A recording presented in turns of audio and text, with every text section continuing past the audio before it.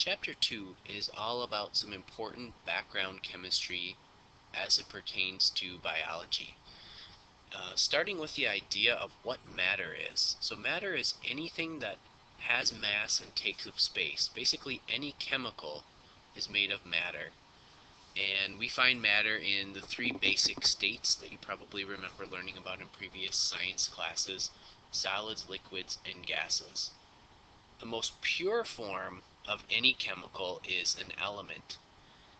In other words, it is a substance a particle that cannot be broken down any further without losing some of its chemical properties.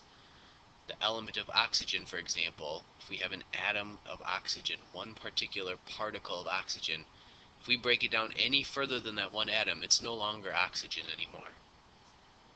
So there are hundreds of elements in the universe, but only 4 of them constitute about 96% of the body weight of most living organisms: carbon, hydrogen, oxygen, and nitrogen. And we're going to learn much more about those making up the biomolecules in Chapter 3.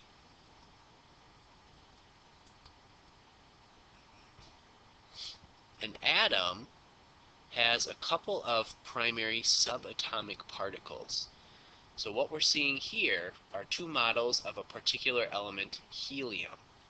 On the left side, I'm circling right now, we see the electrical charge, a model of the electrical charge of this helium atom. And we see that the primary middle portion, the nucleus, is positively charged, and the area outside of that is negatively charged.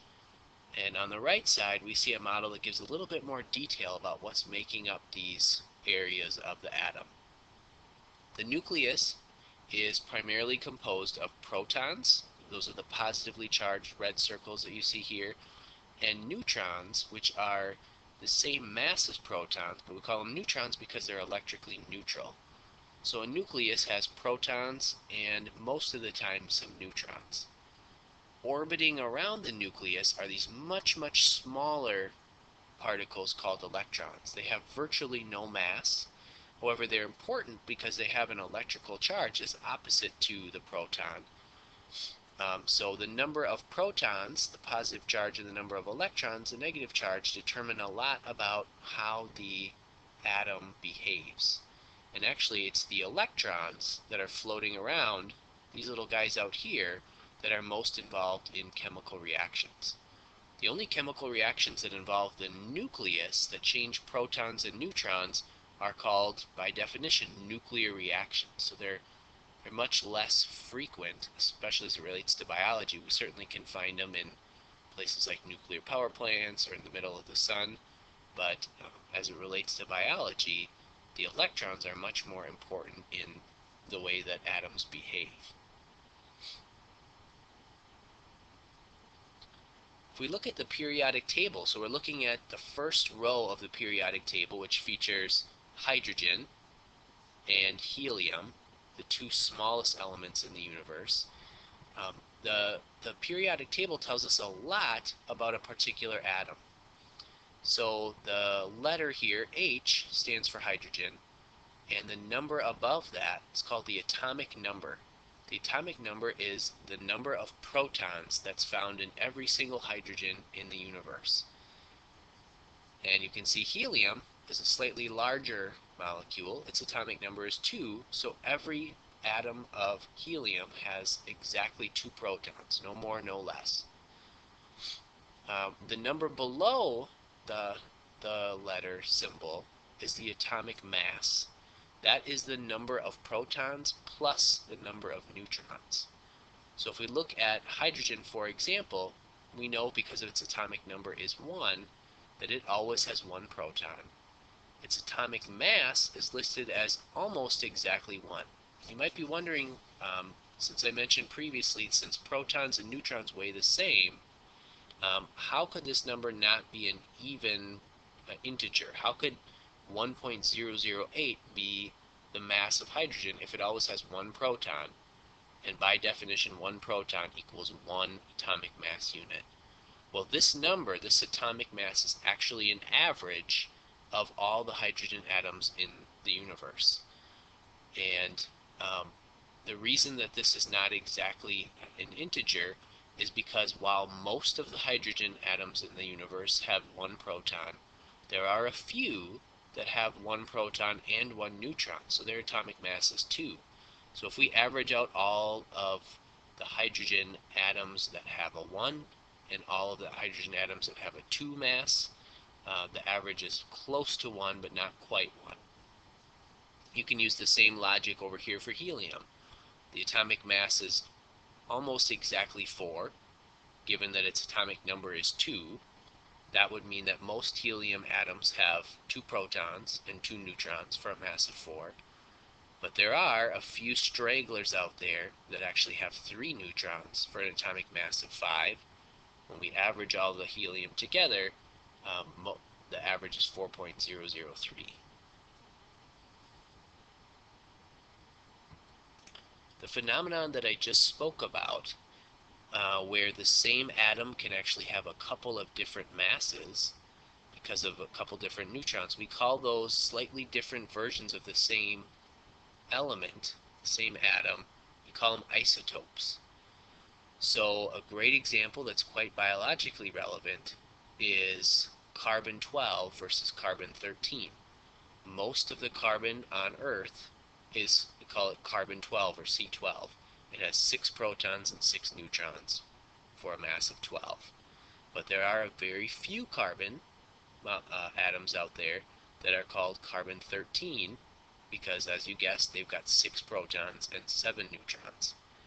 The reason that becomes important is because we actually use this in biology to age samples.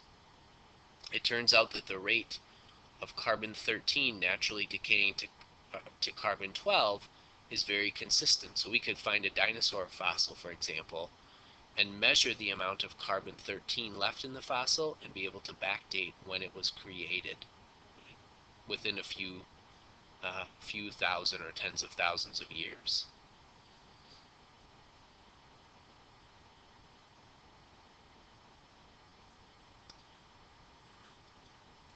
So I mentioned earlier in this video that electrons are really important in determining how an atom acts. Because the electrons are on the outside, away from the nucleus, because they're constantly moving around, they have the ability to actually move from atom to atom.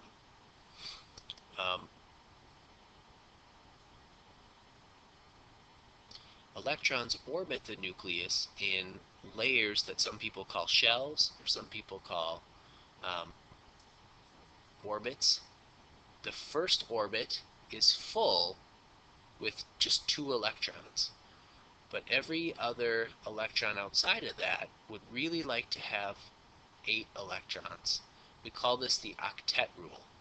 The octet rule says that the valence shell, meaning the outermost shell of electrons, would really like to have and would really be most stable if it had exactly 8 electrons.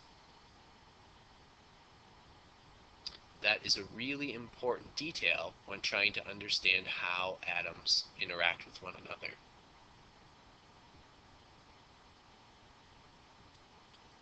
So I'm going to talk about 2 major ways that atoms can interact with another atom to form what we call a chemical bond.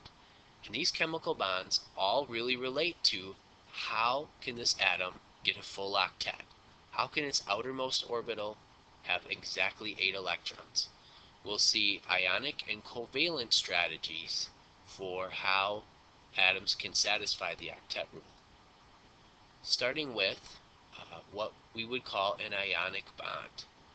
And we see here a typical ionic bond formed by something like sodium binding to something like chlorine.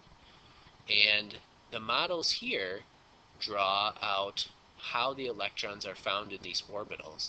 Notice sodium has 1, 2, 3, 4, 5, 6, 7, 8 electrons in this particular orbital, so it's full. And then it's got one more straggler electron hanging out here. So now it is quite unhappy because its outer electron shell does not have 8 electrons. We look at chlorine, it's got a slightly different problem. Its outer orbital has 1, 2, 3, 4, 5, 6, 7 electrons. Oh, so close to that octet. In an ionic bond, these two atoms are going to get together, and one of them, the chlorine, is actually going to steal an electron from the other permanently. Now, chlorine actually has more electrons than protons. It has a net negative charge. And sodium actually has less electrons than protons. But both of them, importantly, have satisfied that octet rule. They have found a way to have exactly 8 electrons in their outer shell. So in an ionic bond, the electron is actually stolen or donated from one partner to another in order to satisfy the octet rule.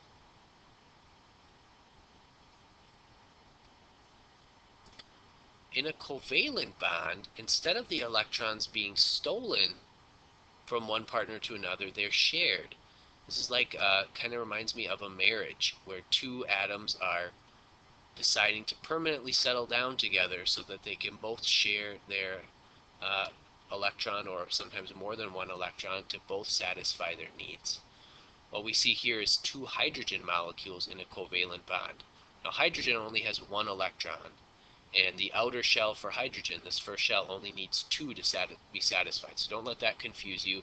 This is just a slightly different version of the octet rule that applies only to hydrogen. When these two atoms are close enough together, they both feel like they've got 2 electrons. If something were to split them up, they both would be unhappy. But as long as they're close together and they're permanently sharing these electrons, they both feel like they have a full octet.